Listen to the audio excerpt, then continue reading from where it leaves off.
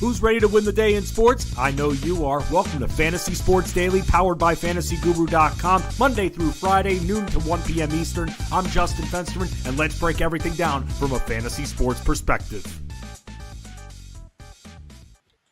What is going on, everybody? My name is Justin Fensterman, and welcome to Fantasy Sports Daily here on the Elite Plus Network, powered by the good old FG, FantasyGuru.com. Give me a follow on X and Instagram at Fensty Sports, FENSTY Sports, and in our Fantasy Guru Discord channels, specifically DFS NBA and NBA betting at Fensty, FENSTY.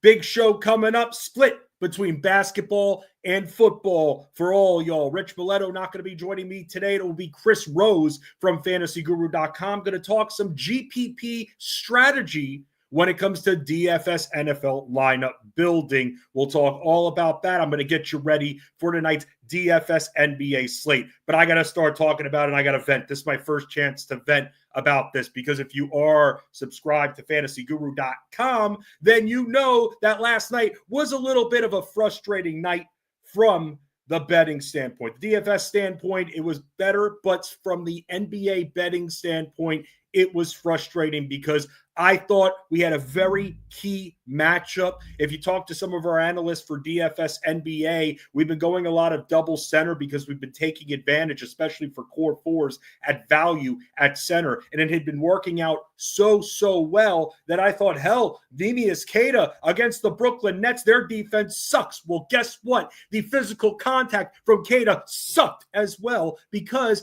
we lost our bets, and he didn't exactly come through as much as he could have because he was in foul trouble. And what sucked about that was we had two bets that were linked to Queta, one of them being his points prop, which I thought was pretty safe, and it looked as much in the first quarter when he hit a couple of shots pretty quickly. And then that's pretty much it after that. But the rebounding, because we know he would have gotten there with a few more minutes against the Nets. Now what do we learn from this lesson? Now do we not attack the Nets on the glass anymore? The Nets are the most vulnerable team in the NBA when it comes to giving up rebounds, or rather, let me switch that. They're the weakest rebounding team in the NBA. And so we're going to continue to go after them. And while Nick Claxton is playing some good basketball on the other side, we're still going to attack them. They don't have a lot of established size to stop. It's clear with the Brooklyn Nets, what we saw, what we thought was going to happen has been happening, is that they just have a lot of inexperience on their team. And with no Cam Thomas, it's Michael Porter, and that's it. But do I give up? No. Do I stop? Do I call out sick after an 0-3 night? We don't do that. We get right back up on the horse, and we dominate tonight, because that's what we do. We're here for you. By the way, speaking of here for you, tonight, for those that are part of the Elite Mafia, we have Watch Along Wednesday for all you NBA fans out there. If you're having trouble building your lineups, it's office hours, baby. I'm there for a couple of hours because I want to help you win. I want to help myself win, and I'm watching the games and reacting with all of you. That's what it's there for. In the DFS NBA Discord room, I'll put a little post up there to remind everybody after lineup building. I'm on the article. I'll have a few bet skis up there too. But Watch Along Wednesday is there for a reason. Some of you show up and you are able to see what I'm seeing, and I'm able to see what you're seeing while watching the games too. Because it's hard to watch a zillion games at once, so that's where you come in. We help each other out in this community. That's how we win. We work together. And there's a lot of explanation. That's why the articles exist. That's why when it comes to betting for NBA, I make sure to put a blurb there so you can see what exactly you're walking into, what you're exactly investing in. Some of you just trusting that, that's fine. But if you're planning on doing the marathon with yours truly and betting just about every single day in NBA, then you'll be able to read through some of the tea leaves.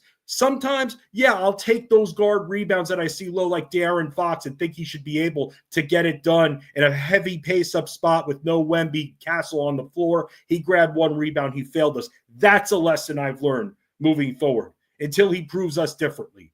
I thought it was the case. Our data at FantasyGuru.com thought he was going to be in that 4, right by that 5 rebound range, and for good reason. Memphis is not a good shooting team, and also they play very fast, which is awesome for Spurs players. And that's where I'm going to start talking about what exactly goes into my betting, and then I'm going to talk about what we know so far with DFS NBA before we talk all things football with the split here. What's going on, Seaweed? Great to see you, and great to see everybody out there in the chat. Support at fantasyguru.com. If you want to sign up, we have a very special deal right now. I'll bring it up for you all to see, and that's our special NFL 3-in-1 plan for $99. The rest of the season, playoffs, and Super Bowl, you get it all that we offer for NFL, including all of our articles, live streams that we have, rankings, DFS, betting, Discord access, everything we have to offer for the season and postseason,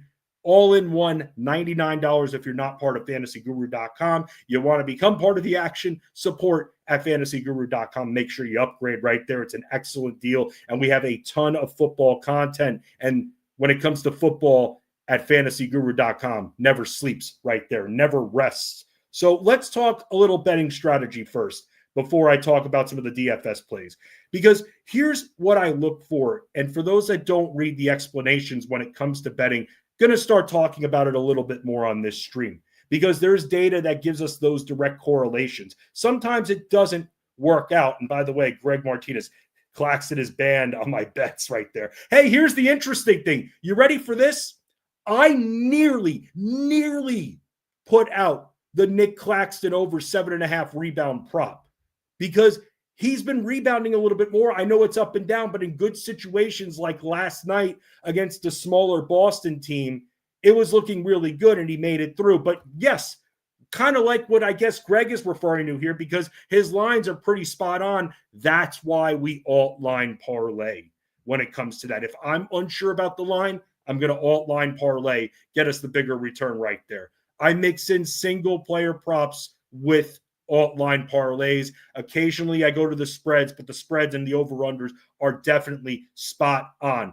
I won't bring it up, but I have talked about our tools that we have at fantasyguru.com. When you go to the site and you go to the data section and you go to NBA, you'll see a bunch of tools that we have for not only betting, but for DFS NBA, tools that'll help you out when it comes to projections, when it comes to ceilings. Our Delta Force tool is awesome.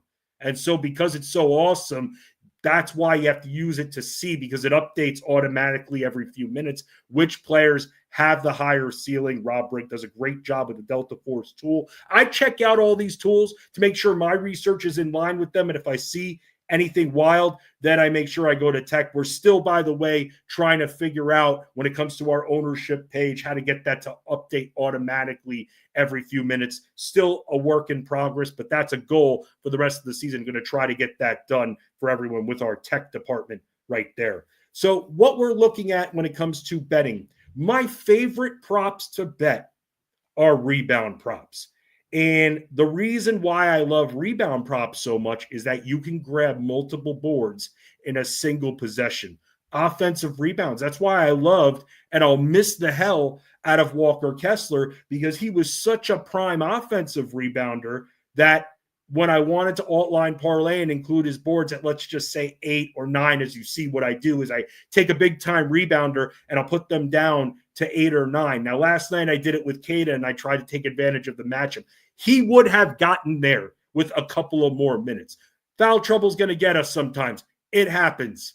We have to deal with it. Just like injuries happen in the NFL. Our fantasy teams, someone's getting banged up. Someone's probably going to miss some time from your fantasy team every year. That's why you always have to be on the waiver wire. You just can't assume your team is going to be fully healthy. We can't assume that everything is going to go perfectly as the stars and the stats align. So there are a few things I look at when it comes to rebound. Now, I tell you all the time, you see it in my articles, I work a lot with pace. Pace has been the backboard for me when it comes to DFS, because pace of play determines these ceilings when it comes to the NBA. And just to give you guys a refresher, as I'm going to start to do, and you can find these stats on NBA.com, by the way, in the advanced stats area. It's not something crazy you'll have to look for. They're literally right there. They're not exactly advertised, but they're there and they're very accurate. Your top 10 in pace right now, the Heat, which is unbelievable, because the Heat are a well-coached team, and yeah, they've been dealing with some injuries, but we've seen this fast pace going all year long. very interested to see if it remains this speedy when we have Tyler Hero back into the mix.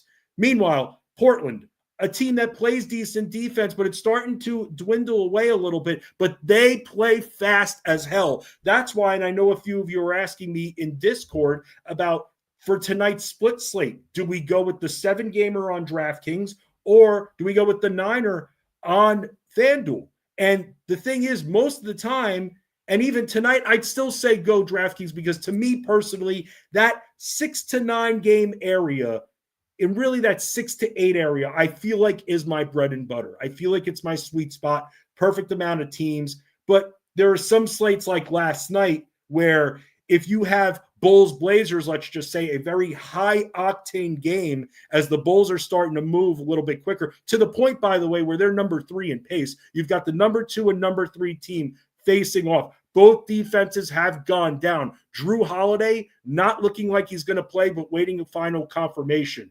That game is ripe, but it's not on DraftKings main slate. So that's the bummer right there. So you got to think of it both ways here because Bulls Blazers is going to be hot. Everybody's going to be on Bulls Blazers. Now the big thing is where do we eat the chalk and where do we try to be sneaky for GPPs when we find value for this team? Because we do have some players' health status up in the air. I've seen everything from Jeremy Grant to Drew Holiday. I've also seen on the Bulls side, I've seen Trey Jones. I've also seen as well on there some of their other forwards that are questionable. So we're going to have to make sure, and we're going to have to see Kobe White.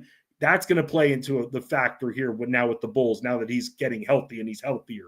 So that's a game right there that has a 244.5 total and very ripe, but not on DraftKings. So that's going to change the strategy a lot. But for those that are unfamiliar with my articles, I account for both FanDuel and DraftKings. Maybe I make my plays a little bit extra, a little bit heavier, simply because I want to make sure that I'm helping you guys out on both sites. 2 different strategies, sometimes 2 different core 4s because of it. But guys like Josh Giddey are going to be very popular tonight against Portland.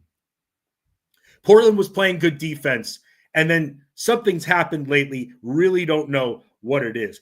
Another game that we're going to be interested in, Wizards-Timberwolves. The thing about tonight is we've got a few double-digit spreads. Wizards-Timberwolves is interesting because we can see some nice volume production there. A lot of the focus is going to be on Anthony Edwards, but that's where I start looking at some of their forwards. Now, Jaden McDaniels is questionable. If he's out, oh boy. Randle, Reid, we were kind of going off of them the other night. We go right back to them. I like them anyway tonight, but we want to take advantage of Washington in a lot of ways.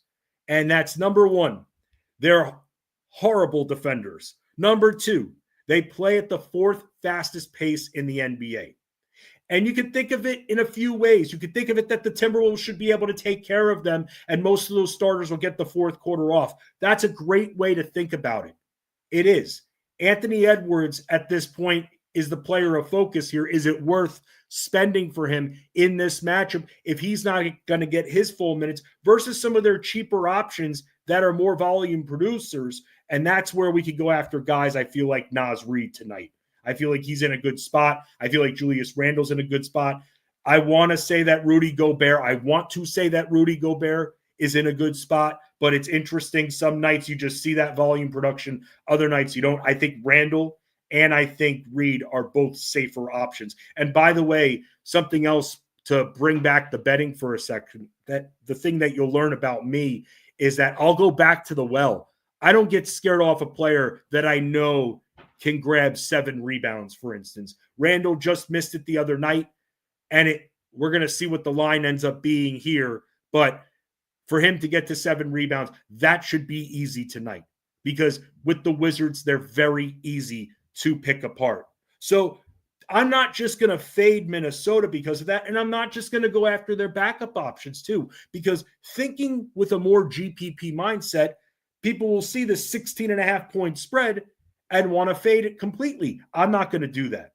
There are certain situations where I'll eat that blowout that I'm spending, essentially.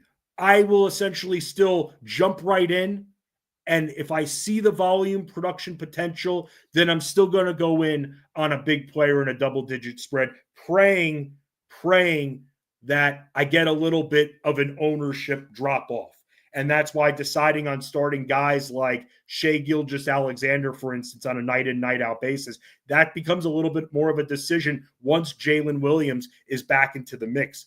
By the way, speaking of tonight's slate, we also have another 14.5-point spread with Jokic going up against the Pelicans. And here's the thing there. If there's anybody that we can trust to volume produce, and people are going to not want to pay up for him, be scared off of him. The Pelicans defense is just god-awful. Their size is slow. But this is an area where I think Jokic can still produce at the volume level. And that's a player that's constantly going to produce at a volume level because he's just that good and he just does so damn much. Brings up the ball, rebounds, scores. We know this with Jokic right now. But people tend to get scared off if they see the spread, if they see the matchup. But there are certain players that can rise above it and rise to the occasion. And even if they lose a few minutes, they'll still give us that volume. But there's something that I got to tell you, and that's if the Sixers ever get fully healthy, that's something we're going to have to watch out for with some of these teams if they are on the first leg of a back-to-back. Because if they're in a soft matchup and they're playing the next night, there's a very good chance that those starters are going to get a little bit of a rest. It kind of goes with the theory that sometimes Jeff Mans talks about on the Elite Sports Show on SiriusXM. Fantasy Sports Radio, Monday through Friday, 2 p.m. Eastern. Ray Flowers will be with him today, as he is every Wednesday. But something that Jeff talks about from time to time, teams that play Sunday but also then play the following Thursday, especially if those players are chronically injured, let's just say. Maybe they're eased off of just a little bit. And that can work the same way here. Now, with the Sixers being who they are, we already know with them on the first leg of a back-to-back that half the team that's playing tonight is probably going to be rested tomorrow night. So that's where we're going to have to see if Joel Embiid is going to play against Toronto. And let me just say this right now. It's a bad matchup. Toronto's defense has been good. They've come together, and we're seeing just how good they can be with Brandon Ingram added into the mix. It's harder to predict their stats. However, I will say this with Toronto. The Sixers, even with Embiid in, because he's not moving at 100%, because he's still hurt. He's always going to be hurt, but he's still hurt. You see by the way he moves, or lack thereof. They are ripe when it comes to rebounds. You wouldn't think that, because when it comes to the Sixers, we're used to skilled size and aggressive size. They don't have that this year because they have a damaged goods Joel Embiid. They've got Paul George, who looks old as hell. Andre Drummond, no disrespect to him, he can't move. You put a Towns up against Drummond, he'll eat his ass alive just like that because he can't keep up with some of these mobile big men. So that's why when it comes to these matchups, something else with the older, more veteran teams, we have to make sure that they're not playing the next night. With Philadelphia, they're playing the next night. So that's something to remember even for tomorrow too, is that you're going to likely have two different strategies with the Philadelphia 76ers because it's different when Embiid's on the court versus off the court.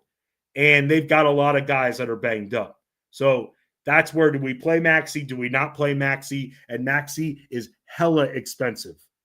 And the Sixers playing the Raptors tonight, I'm probably, even though it's a bit of a pace-up spot, although they're not playing, if you look at Toronto, they were playing much quicker. Now they've moved down to about 12. So let's talk about what else I look for when it comes to DFS.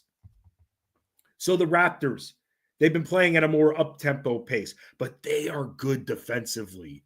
And that scares me a little bit. That could scare me off. Now, they're another team that started a little bit stronger than they were. Now starting to go down, but they still have the size and they have the agility. A lot of agile players on Toronto, meaning fighting through screens, closing down lanes. You watch them, you see them move. And that's why I encourage all of you to come to Watch Along Wednesday, as you see at the bottom of the document, every single Wednesday, except next Wednesday, day before Thanksgiving.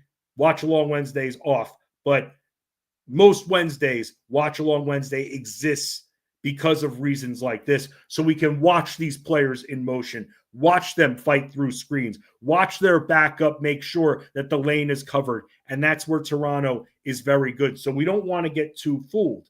Like last year, we saw Oklahoma City playing very quickly, but we had to be careful on how to attack them because they were still the top defense in the NBA. And if they can withstand a team that's now going to have way more possessions than they're used to, the Thunder are one of those teams. I don't want to say the Raptors are like the Thunder, but they do have a bit more of a defensive presence than they did last year, where everybody under the sun was able to score on them. Rounding out some of the other top 10s when it comes to pace, the Mavs are on that slate with FanDuel, the bigger slate there with the late game. Here's the deal with the Mavs and the Knicks tonight. We've got a couple of players that are hurt going in. Jalen Brunson is questionable at this point. But here's the other thing we just found out is that Cooper Flagg is sick. And if he doesn't play, that's going to open up a little bit more from the guard side. And the Knicks not having Brunson in there and having to revert to other options might open them up for business a little bit more on the perimeter. Though I will say this, when it comes to the Mavs, I don't know if it's going to be Klay Thompson. I don't know who it's PJ Washington. Mikal Bridges, you don't want Mikal Bridges on you. He's a very solid defender. But the Knicks are also missing OG Anunoby. So I'm not saying that they're completely damaged defensively, but we can take the Knicks, who are very unappealing when you're fighting against them most nights, simply because they have the size and they play very good defense and they play very slowly. So that's where it's hard to attack the Knicks. But with OG Anunoby out and even Jalen Brunson a little bit banged up, they're a little bit more vulnerable on both sides of the ball because of that.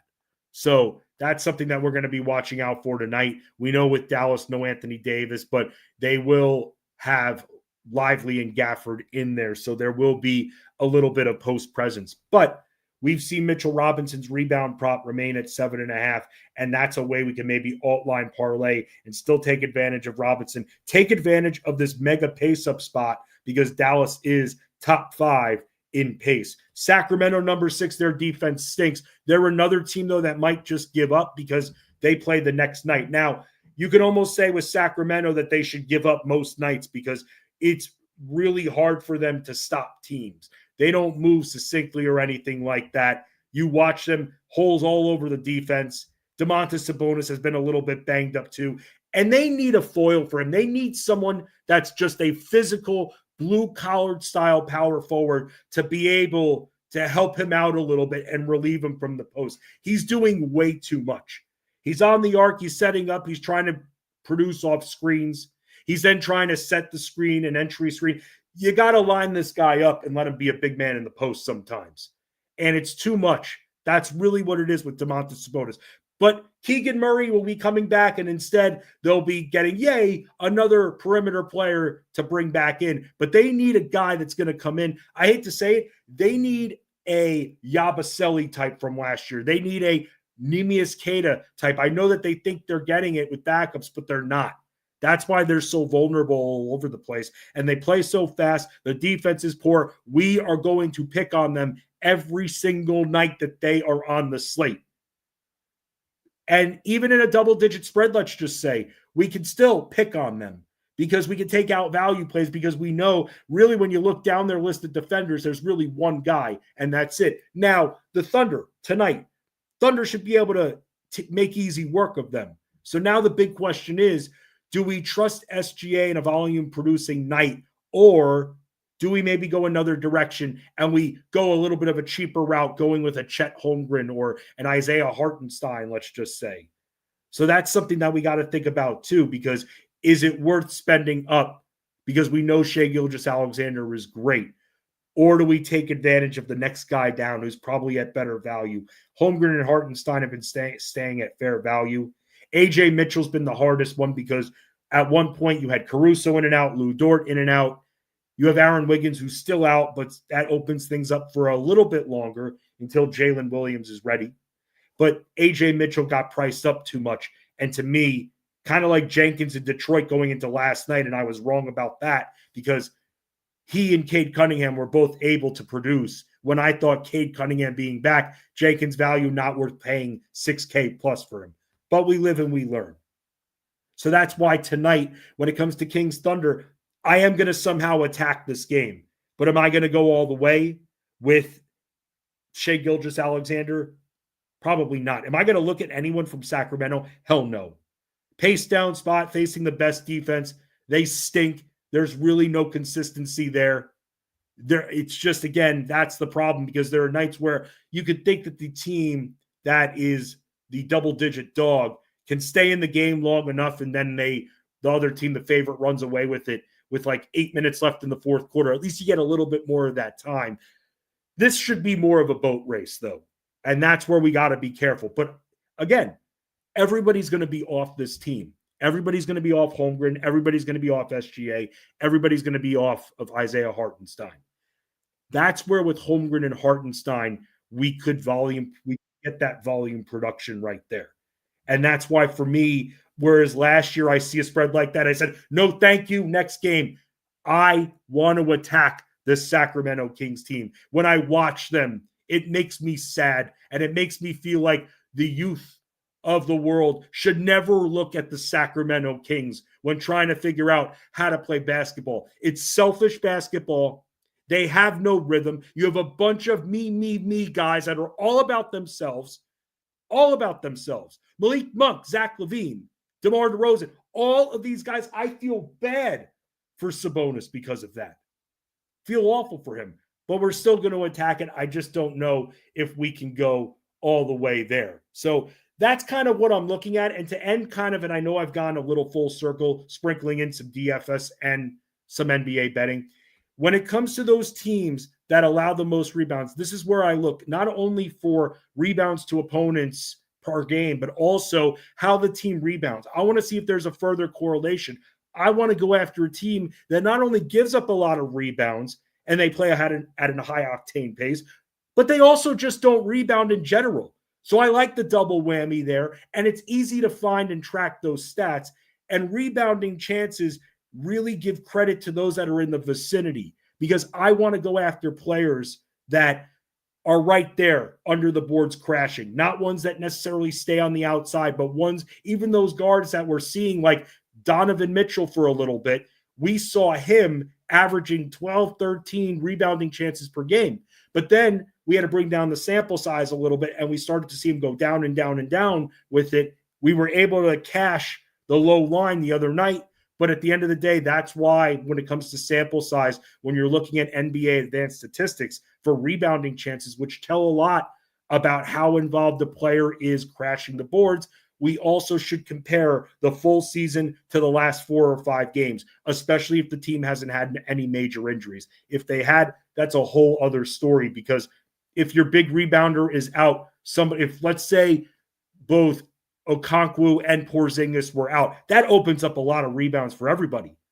But if they're out for 5 games and we're seeing Dyson Daniels' rebounding potentials go up and up and up, and now they're back in, whoa, we got to recalibrate now. And that's where we have to be careful with that data. And when you take the sample size and you make it down to 3 to 5 games, there's a lot more that becomes attractive, but you have to know the optics. You have to know who's been in. You have to know who they've been facing. And that's what you get when you sign up at fantasyguru.com. All those blurbs, everything explained, everything. And you see it right there on the doc, support at fantasyguru.com. And that's where you can go to sign up for our MVP plan. Not only do you get all of this and all the NBA we have to offer, we also give NHL, all the sports that we have to offer except for MLB and NFL. Those are separated, but everything else we have to offer, sign up, become an MVP at fantasyguru.com. Speaking of MVPs from fantasyguru.com, and for people that have as much content position eligibility as Ben Zobrist did back in the MLB, let's bring on guest of the day here, Chris Rose from fantasyguru.com. Covers college, covers baseball, covers football, covers basketball a little bit too, or has at least in the past year. Chris, welcome back to Fantasy Sports Daily. How you doing, man? Oh, man, I love the Zobrist line there. That's awesome. Utility player. Yeah, man. I mean, you do a lot for the site, dude. I mean, not only do you do all of your content, you have the stream, by the way, at fantasyguru.com with Armando Marsal. That's on every Sunday leading right up to lock. But on Friday nights, you're also part of the triple option stream with Scott Bonder and Mike the Beard talking a little college, man. Dude, how hard is it for you to be able to go from in the same day going through and analyzing one sport and then diving deep into another, because there are certain days where content just intersects and we have to do that. How do you handle that though? Because it's a mind F for me every single time I have to do it. Yeah, it really is. On top of that, too, I have two boys that play youth football too. Me being a head coach there, so I'm drawing up plays in between all of it on the football field. So I mean, it's just pretty much how I've been kind of programmed my entire life is, being just a sports addict. Every single sport I just enjoy watching and just digging my heels into and just being a part of. So I mean, it just comes naturally. I think between the college and NFL side, I like seeing players develop and go into the NFL. So I think I got to give credit to like Mike the Beard and Scott Bonder, both the guys who kind of pulled me into the college football a couple of years ago, just because of the conversations that we have, and they thought that'd be a good fit to jump into that live stream. So both those guys probably brought me over to the college football side. But man, I love every sport, and I think you get a lot. And I don't want to kind of ramble on, but I think the biggest thing is with sports, you learn a lot through your everyday life. If you play sports, character, leadership skills, and I think that a lot of people should dig into more sports in their everyday life. Chris Rose, by the way, you could give him a follow. Not only can you follow his content, fantasyguru.com, make sure you give him a follow on X at Chris_R1212. Chris, if I can ask you, your mic is clipping just a little bit. So if we could get you to just unplug and replug in there, that way, like Seaweed is saying, Chris Rose with a beautiful mind, and we can hear the beautiful voice along with the beautiful mind there. But we're talking a lot about GPPs because when it comes down to how we're building, when it comes to our Fantasy Guru overall strategies, these cash game pay lines, no matter what the sport, are way too big. And it's very hard to separate our lineups. And that's why a big conversation I was talking about earlier was looking at those games that have the double-digit spreads and not necessarily just waving them off, but also looking at, hey, can we take advantage and maybe get a little bit of an ownership drop off? And that's where I'm kind of more focused on. And it's worked out better for us because we're not ignoring those games with the appealing plays. And I'm trying to have the attitude of more, well, these teams are going to have to go up big somehow. There's got to be a catalyst. Sometimes that catalyst makes it worth it to pay up for. But if we can get a secondary option for, let's just say 7,600, as opposed to paying like 11K, 11.5K, then let's take the drop off and let's build a more balanced lineup, or let's take advantage in another area. Let's welcome back in Chris Rose, talk a little DFS NFL. Chris, when it comes to the questions, I didn't want to try to ask you too directly because I know that there's still a lot of games to go. I recognize that it is Wednesday, but let's start here, man. You have a lot of games this week that are in the 50s, a lot of high totals here, and one of them being in that Patriots-Bengals game. Is that a game that you're looking to stack Patriots, or as a GPP-specific player, there's just going to be too much love for those Patriots players that maybe you want to zag and go a different direction? Yeah, let me know if I cut in. I could change again, but no, you're good. It sounds better. All right, perfect. So I think the biggest thing here is the health of Rhamondre Stevenson. I think if you look at what Trayvon Henderson has done over the last two games, he's dynamic both in the run game, the pass game, 5 touchdowns over his first 2 starts.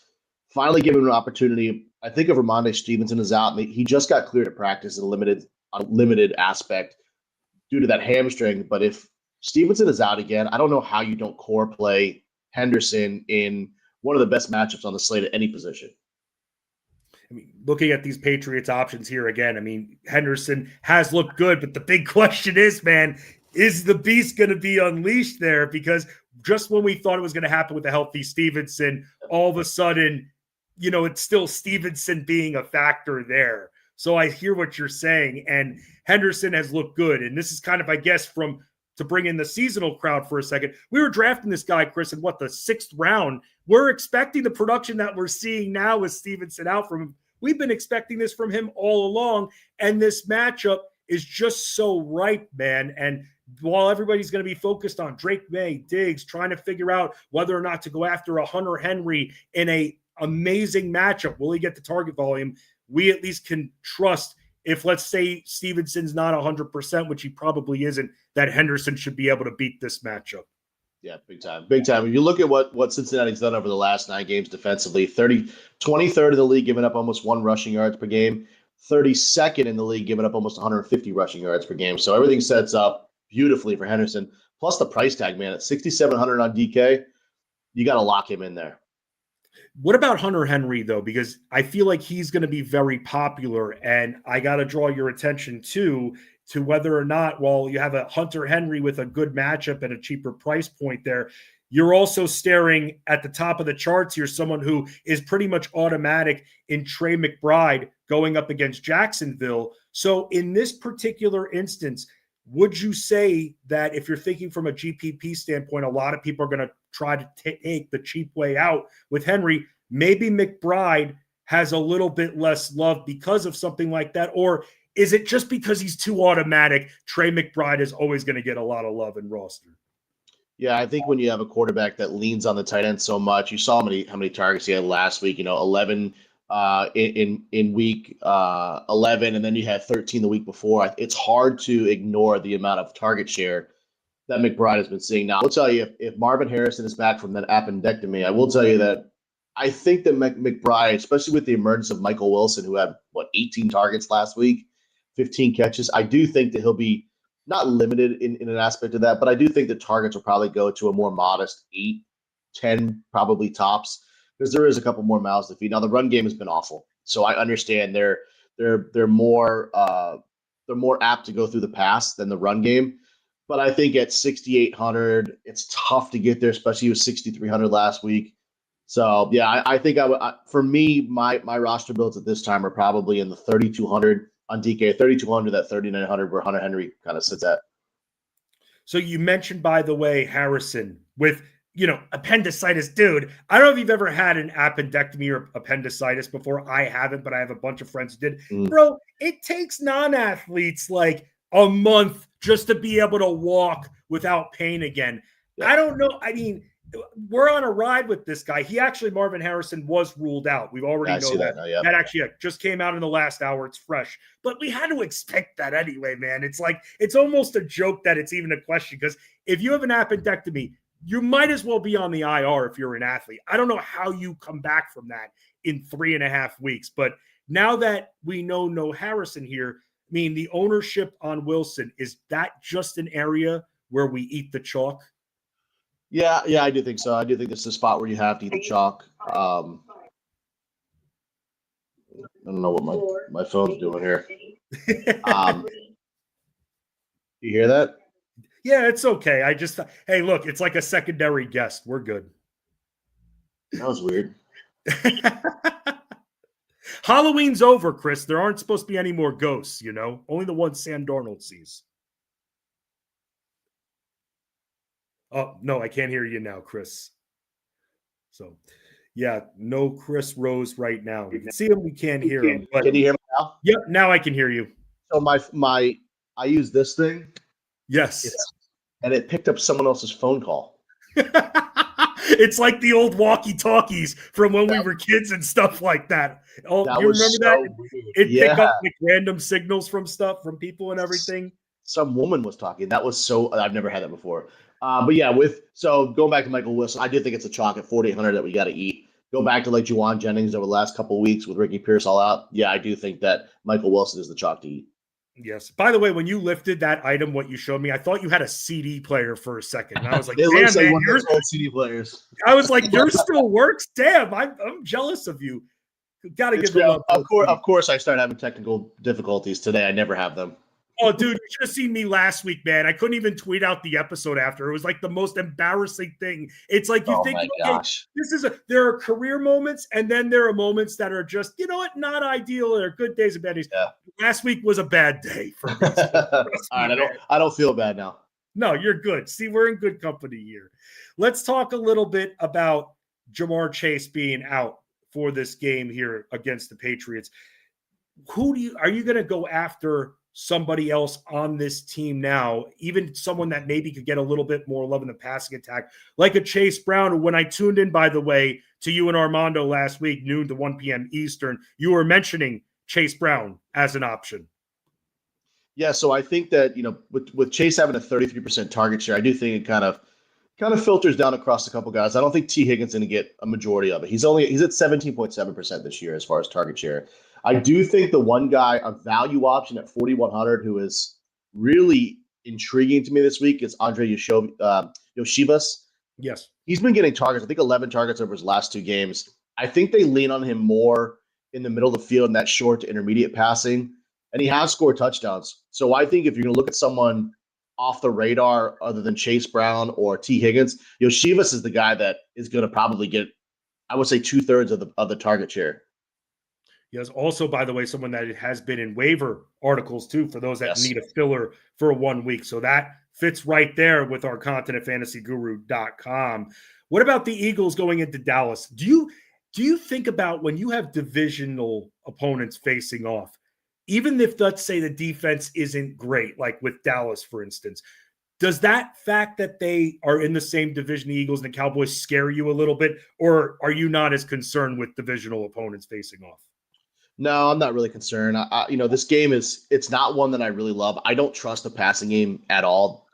The Eagles just haven't been great in the passing game. I think if I'm going to play anybody from this game, it's probably going to be, it may even be on the Cowboys side. I mean, with how good this pass game has been with Dax, Pickens, CeeDee Lamb, I think you could play on the opposite side of this game. But if I'm going to play someone on the Eagles, I think the safest bet with the safest floor is Barkley. This passing game is atrocious.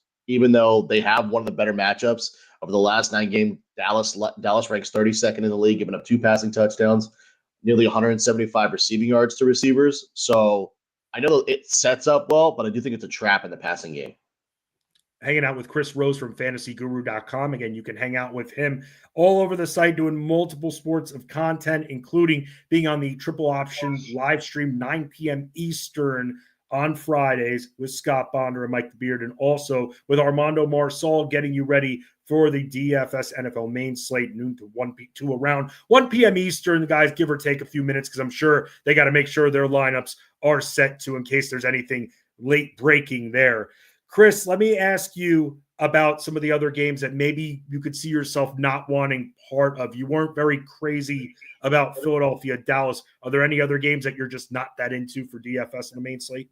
Yeah, I wrote off Jets, Baltimore, and Seattle, Tennessee. Those are 2 that I'm completely writing off.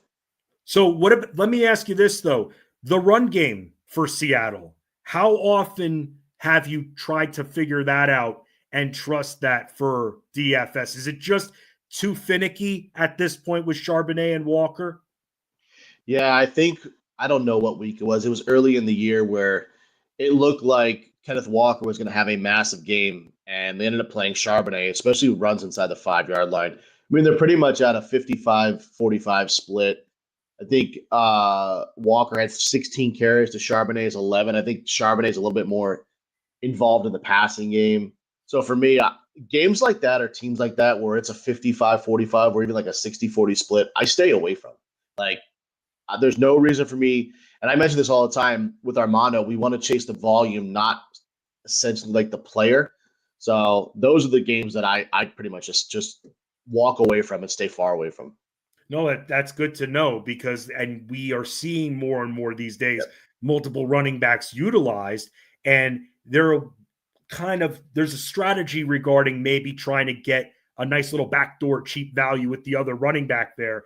But again, if you're chasing a floor and you're chasing that volume of carries, you got to kind of commit to the bit right there. You got to stick with it, and you can't be guessing and trying to guess the carry split, because that changes up everything. And sometimes it's worth it too, if you're seeing the established guy, even getting, I don't know if you're looking, Chris, for a certain amount of carries when you're spending, let's say 6,500 or above, or 6K plus on a running back. But I'd say once you're in that 13 to 15 zone, you'd consider that safe, right? Yeah, exactly. Chris, let's talk about weather for a second, because we obviously know that wind plays a big time factor. But what about rain, light to moderate rain, not downpours, not snow blizzard, but light to moderate rain and flurries to decent snow? I mean, is that going to be concerning to you at all? Or if it's light enough, you think that these teams will be able to play through it, still be able to throw, etc.? Yeah, and you said a great point. Not heavy monsoon rain and not winter storm. I don't take anything into consideration as far as it's light rain, light snow. I'm fine with that. I don't know if you like go on TikTok and there's a whole bunch of like guys that now like prep footballs. I don't know if you've seen like the tackiness on footballs. So I've like gone down a whole rabbit hole on watching guys like mud footballs and like put the conditioner and waxing them. But pretty much if you've touched an NFL football that has been prepped for game day, you could almost hold your hand out and it sticks to your hand. So there's a lot of tackiness on NFL footballs where I think light rain, light snow, they do a good enough job to make sure that the ball doesn't get waterlogged or slippery enough where you can't throw or catch. I didn't even realize that they messed with the footballs like that. I didn't realize like they like put crap on it and stuff like that. Yeah. Like you'd see in Little Giants or something like that. Yeah. Dude, you learn something new every day. I had no idea that. So it's crazy the stuff. It's crazy the stuff they use. So when you take it out of the package, it has like a red tint to it. You use shaving cream. You put shaving cream on, then you gotta brush it off. Then you put on leather conditioner. You mud the ball like they mud baseballs, and then you leather condition again and put wax on it. And the ball has so much tack to it, you can literally stick it to your hand. Wow. I mean, I don't know if you know as much about that, but have you seen any quarterbacks come out and maybe complain about the tackiness during those times? Or are they more appreciative of it because of the condition? Yeah, absolutely love it. I wish I had that because I have small hands when I played quarterback. Tell you what, man, that would have helped me a ton. I had no idea that they prep footballs like that. That's why the internet wins, man. That's why these rabbit holes exist right there. Love this. Oh, and again, this is a big time conversation because there's always that question. Oh, there's expected to be some snow. Oh, there's expected to be moderate rain, but the visibility is still okay. That's actually very comforting to know that they extra prep those footballs like that. Yeah, and you could tell the difference between like kicking balls and game balls that they use for throwing. Kicking balls have a little bit more redder tint to it. The game balls are made more like dark brown.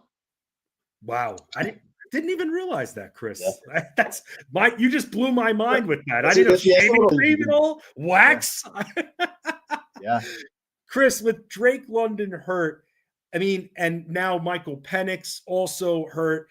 Any love for any of these Falcons pass catchers at all going up against the Saints, or is that one where we should just stay clear of? Only Bijan I like. He's priced down because he really hasn't been great aside of last week, but he has averaged 25 fantasy points per game over the last 2 years against New Orleans. Should absorb some of that target share with London out. So I like Bijan, especially with Kirk Cousins there under center.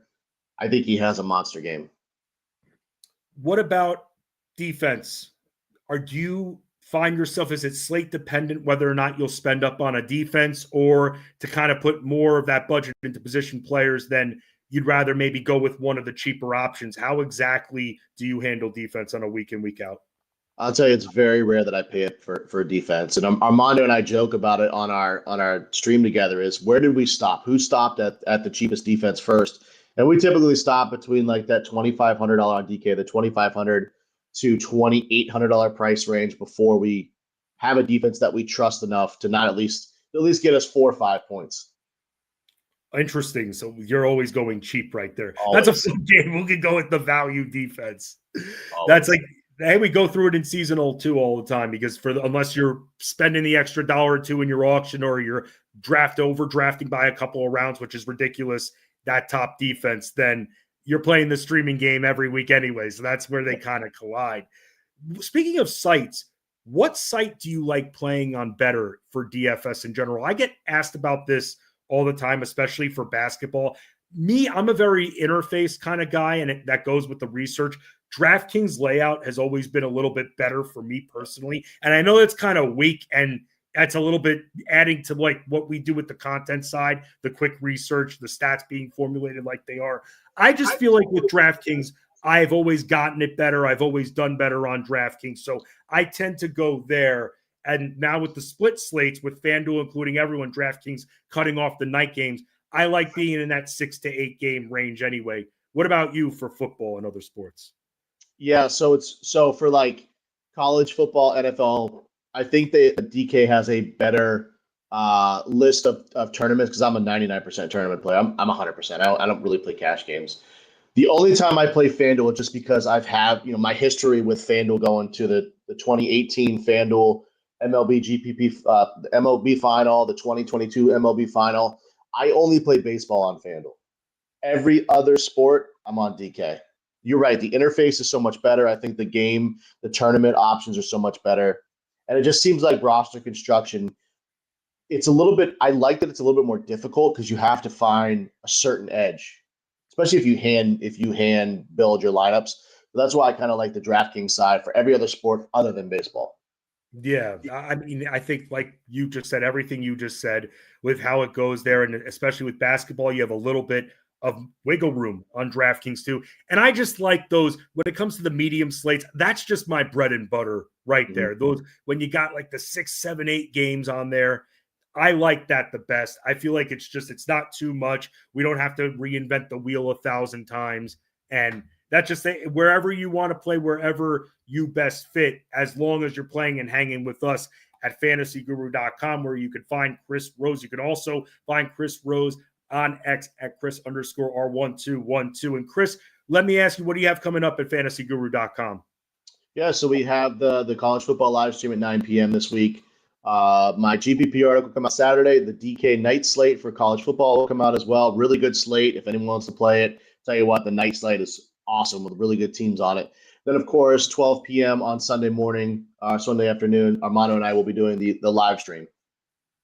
There you go. Again, noon Eastern to get ready with your DFS NFL coverage. The guys go matchup by matchup and talk about their favorite plays that maybe they don't really have any interest in. You can find my work at Fensty Sports, FENSTY Sports, on X and Instagram, at Fensty, in our Discord at fantasyguru.com. I'll put this up one more time while we have Chris, because Chris does a lot of work when it comes to football here. And for those that want to become part of the Elite Mafia, the All-In NFL plan, $99 betting season long the rest of the way, and DFS also through the playoffs too, something of note, because it doesn't stop once that regular season ends. We dominate the playoffs when we have that consistency, and that's why we want to make sure that we know that we're with you all the way through. Chris, thank you so much for stopping by again. I know when it comes to us, we're kind of ships passing through the night with our content, but it's great getting you on Fantasy Sports Daily every so often and getting your knowledge about GPPs, because again, man, I've changed a lot when it comes to DFS over the last few years. Mr. Cash Game Guy, now I'm trying to be Mr. GPP just to make these damn lineups look different so we can win. No, thank you very much. It's always a pleasure to join you, Justin. And everyone that's watching, again, I think I could speak for everyone. We appreciate and love the support. If I don't see everybody, hope you guys have a great holiday, Thanksgiving. Thank you all just for the support. Yes, again, Chris Rose, find his work at fantasyguru.com. Yours truly as well for Chris Rose. I'm Justin Fensterman, Ray Flowers, back tomorrow. Next week, we're doing a little switcheroo for holiday travel plans. Ray helping me out. So I'm going to be on Tuesday, and I'll have Armando Marsal on. Ray will be on Wednesday with you. So we'll do the old switcheroo there. But tomorrow, same time, same place, same channel, Fantasy Sports Daily with Ray Flowers right here on the Elite Plus Network, powered by the good old FG, fantasyguru.com.